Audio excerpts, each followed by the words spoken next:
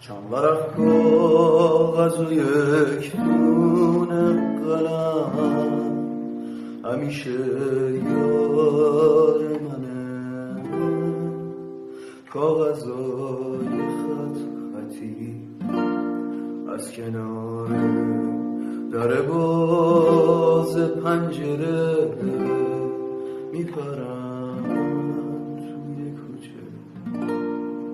سر حال از این که آزاد شدن، نمیدونن که از سینه دل سنگ باز شدن.